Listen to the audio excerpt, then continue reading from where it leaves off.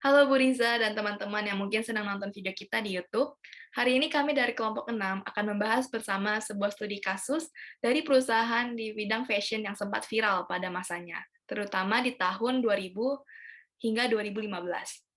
Kali ini kami akan menjelaskan hasil analisis kami mengenai model bisnis dan jatuh bangun perusahaan Forever 21.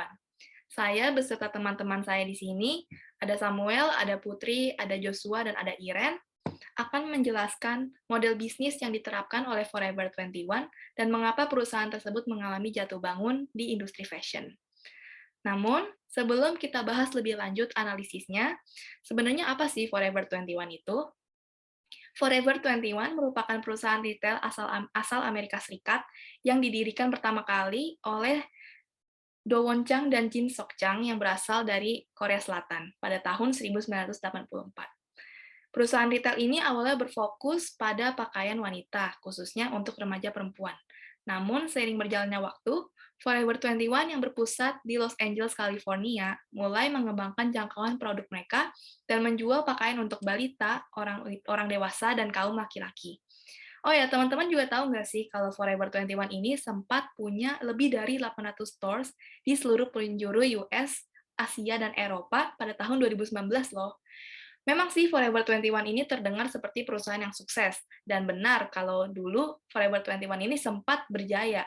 Namun sayangnya, data penjualan dan nasib Forever 21 tidaklah sesukses itu sekarang, karena semenjak 2016, Forever 21 mulai mengalami penurunan sales. Hingga di tahun 2019 pun, mereka resmi menyatakan bahwa perusahaan mengalami kebangkrutan.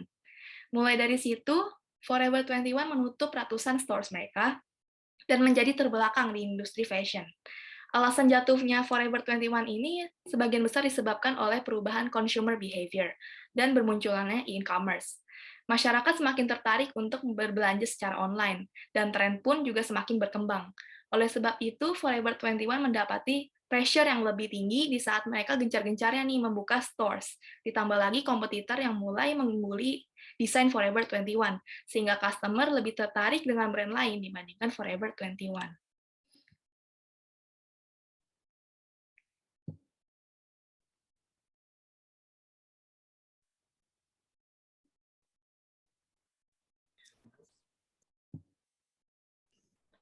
Baiklah, seperti yang telah dijelaskan oleh kerabat saya Ruth, Forever 21 merupakan salah satu perusahaan retail yang bergerak di industri fashion. Nah, lantas bagaimana sih model rencana bisnis yang mereka gunakan untuk mencapai goals yang mereka inginkan? Next.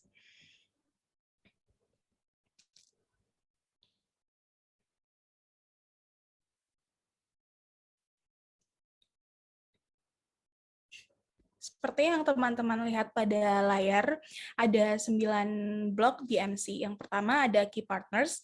Key Partners di sini supplier, bahan baku, perusahaan logistik, dan trendsetters. Kemudian ada Key Activities. Key Activities merupakan aktivitas utama dari perusahaan tersebut, yakni tentu saja produksi, kedua mendesain produk, ketiga marketing, distribusi, serta selling. Selanjutnya ada key resources. Key resources yang di sini ialah toko retail, desainer, sumber daya manusia, dan hak paten. Kemudian selanjutnya ada value propositions. Value propositions merupakan nilai jual dari produk tersebut, yaitu pakaian trendy, desain bervariasi, serta harga yang murah. Customer relationship, diskon harga, membership, dan customer service. Ketiga hal ini udah bukan hal yang asing lagi ya di dunia jual beli, utamanya bagi mereka pengusaha retail. Hal ini menjadi salah satu strategi untuk dapat saling terhubung dengan pelanggannya. Selanjutnya ada channels. Di sini mereka menggunakan lokasi toko, sosial media, serta e-commerce. Dan ada customer segments di mana mereka di sini menyasar pada pria dan wanita berusia 10 hingga 30 tahun, kelas menengah, dengan selera fashion trendy, fresh, dan berjiwa muda. Cost structure. Cost structure ini berbicara tentang biaya apa aja sih yang mereka keluarkan, tentunya biaya operasional, marketing, bahan baku, utilitas, gaji karyawan, serta gedung. Dan terakhir, sumber utama pendapatan mereka ialah penjualan produk. Next.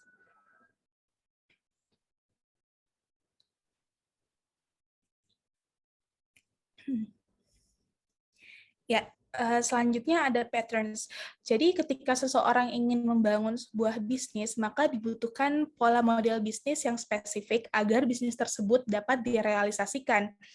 Nah, mengingat Forever 21 ini merupakan perusahaan retail yang bergerak di industri fashion, di mana goals mereka ialah dapat memberikan produk yang senantiasa mengikuti tren fashion yang sedang berlangsung, namun dengan kualitas bagus, tapi harga jauh lebih murah. Seringkali Forever 21 ini mengadopsi desain fashion yang sedang naik daun dalam suatu waktu.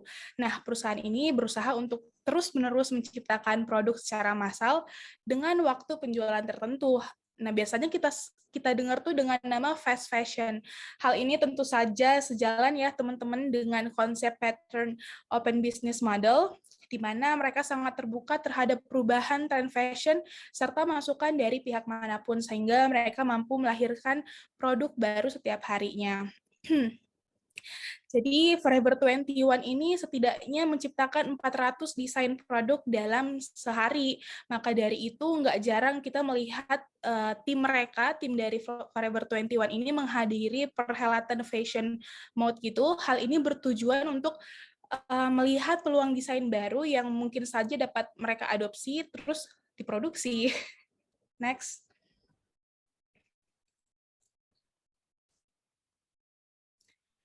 Selanjutnya ada business model environment. Salah satu hal yang berpengaruh besar terhadap bisnis tentu saja lingkungan. Nah, di sini untuk Forever 21 sendiri, mereka sangat di bawah pengaruh oleh social environment. Social environment ini berkaitan erat dengan hal-hal seperti tradisi, perilaku, serta tren sosial. Seperti yang telah kita ketahui bahwasanya Forever 21 ini menyandang status sebagai salah satu fast fashion yang mengalami perkembangan sangat pesat pada masanya. Pasalnya, perusahaan retail fashion raksasa ini nggak hanya sekedar melakukan penjualan produk fashion aja, tapi mereka turut menjual tren. Tidak heran jika faktor social environment ini sangat kuat ya bagi mereka.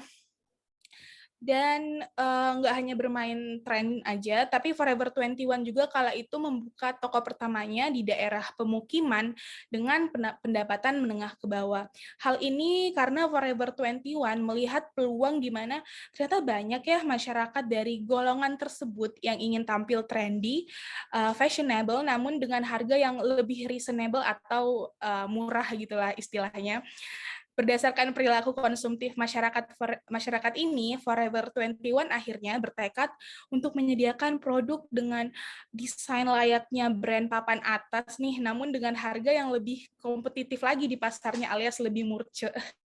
Next. Nah, sekarang kita akan membahas mengenai value proposition canvas dari Forever 21, yang akan kita awali dengan pembahasan customer profile. Nah, customer profile ini penting untuk diteliti karena perusahaan mampu mengenal baik segmentasi pasar mereka dengan mencari tahu tujuan, keinginan, dan keluhan customers ketika membeli pakaian. Sekarang kita akan bahas dari sudut pandang segmentasi pasar dari Forever 21, salah satunya remaja. Nah, di sini saya udah membuat visualisasi customer profile Forever 21 dengan judul Pandangan Remaja Terhadap Fashion Purchase. Di slide ini, teman-teman bisa melihat list customer jobs, customer gains, dan customer pains. Pada poin pertama, kita punya customer jobs, yakni apa aja yang remaja hendak capai atau dapatkan ketika membeli pakaian. Dari 5 customer jobs yang kita lihat dari visualisasi sebelumnya, kami menyimpulkan bahwa remaja memiliki 2 job utama, yakni functional job, di mana mereka membeli pakaian untuk mengenakan pakaian tersebut dan mendapatkan rasa nyaman dengan harga terjangkau, serta social job, di mana mereka bisa berpenampilan trendy di kalangan seusianya. Kemudian, ada customer gains atau harapan para remaja ketika membeli pakaian. Remaja yang belum mandiri secara finansial masih sangat bergantung pada orang tua mereka, sehingga kalaupun mereka mau membeli pakaian, akan lebih mudah bagi remaja untuk membeli pakaian dengan harga terjangkau, namun juga berkualitas. Lalu remaja juga menginginkan pakaian yang trendy, yang menarik, sehingga mereka bisa mendapatkan prestige atau rasa hormat dari lingkungan sekitar mereka. Selain desain yang menarik, remaja juga ingin pakaian yang dibeli itu unik, yang tidak mainstream, yang tidak pasaran. Karena mereka ingin tampil beda dan mereka ingin jadi tren di kalangan seusianya. Terakhir, kita juga memperhatikan customer pains atau keluhan remaja ketika membeli pakaian. Keluhan pertama yang ada dalam customer pains yakni harga yang mahal, kemudian desain yang kurang cocok dengan selera anak muda, mungkin terlalu mencolok atau mungkin terlalu kuno. Lalu juga ada desain yang kurang bervariasi sehingga membosankan, misalnya desain yang terlalu banyak dijual di pasaran, atau kualitas pakaian yang kurang baik seperti sablon pada pakaian yang cepat lepas atau luntur, serta pakaian yang tidak nyaman. Lalu selanjutnya terdapat value map. Apa sih value map itu? Value map ini fungsinya adalah sebagai kayak menunjukkan value sebuah perusahaan. Nah, mulai dari sebelah kiri terdapat product and services, yaitu ada pakaian trendy, lalu toko retail, pakaian murah, dan fast fashion. Empat ini memang disediakan oleh Forever 21 ini. Lalu untuk bagian bawahnya terdapat pain relievers. Nah, pain relievers ini adalah fungsi di mana perusahaan itu kayak memberikan sebuah pain reliever untuk para konsumennya. Nah, yang pertama itu adalah pakaian murah, di mana ya banyak anak muda dan pakaian murah ini bisa menjangkau banyak sekali tata orang yang dengan ekonomi berbeda-beda. Lalu pakaian unik dan bervariasi ya berhubungan dengan fast fashion yang awal itu. Lalu juga Forever 21 juga menyediakan tempat penjualan yang sangat banyak sehingga terdapat banyak tempat untuk membelinya. Dan terakhir terdapat pakaian nyaman dan juga bagus. Dan terakhir di atas ada gain creators, di mana bagaimana sih caranya Forever 21 ini bisa menyediakan semua pain relievers ini. Yang pertama, mereka menyediakan toko dalam jumlah yang banyak. Walaupun ini memang sudah tidak relevan, namun Forever 21 memang menyediakan toko dalam jumlah yang banyak di Amerika sehingga meningkatkan penjualan mereka. Lalu juga Forever 21 membeli pakaian dan bahan dengan harga diskon sehingga dapat menyebabkan mereka dapat menjual pakaian dengan harga yang murah. Dan terakhir, mereka menerima dan memproduksi desain baru secara konsisten. Yang dimaksud adalah mereka selalu menerima desain baru sehingga akhirnya mereka dapat memberi pakaian yang unik dan bervariasi. Next. Lanjut ke bagian fit, value proposition design. Setelah membuat VPC, setiap poin diurutkan dari nilai esensial hingga nice to have yang penting untuk pelanggan. Kesesuaian atau fit akan tercapai apabila VPC produk kita dapat mengatasi gains dan pain dari customer profile. Seberapa banyak produk kita bisa mengatasi masalah dan kebutuhan pelanggan akan menunjukkan seberapa bagus produk kita di dalam pasar. Fit di atas menunjukkan tidak semua poin dalam customer profile terpenuhi. Maka dari itu perlu dilakukan evaluasi dan perbaikan dalam perusahaan untuk bisa menyelesaikan permasalahan pelanggan. Next.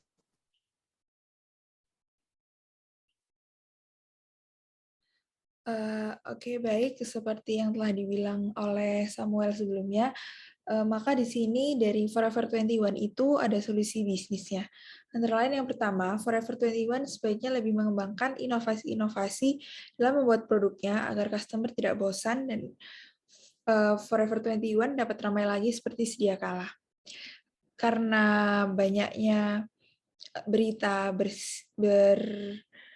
berseliweran tentang Forever 21 yang bangkrut karena dia tidak berinovasi, maka di sini solusinya adalah dia harus lebih berinovasi.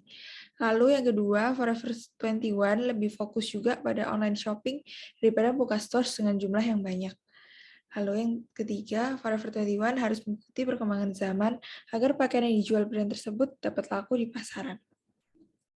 Oke, next. Dari semua itu ada kesimpulannya, yaitu lesson learning. Di sini kita tahu dari adanya value map dan customer profile, kita dapat tahu bisnis kita berjalan seperti apa, apakah sudah sesuai dengan keinginan customer atau belum, dan kita bisa mengkoreksi di mana kekurangan dan kelebihan produk yang kita jual. Menurut kelompok kami, setiap bisnis pasti ada jatuh dan bangunnya, maka dari itu kami menyimpulkan bahwa tidak semua bisnis berjalan dengan mulus. Dari kekurangan, kita menjadi tahu kelemahan bisnis kita di mana, dan kita dapat upgrade hal tersebut. Sekian dari kelompok kami yang membahas Forever 21. Kurang lebihnya mohon maaf. Wassalamualaikum warahmatullahi wabarakatuh.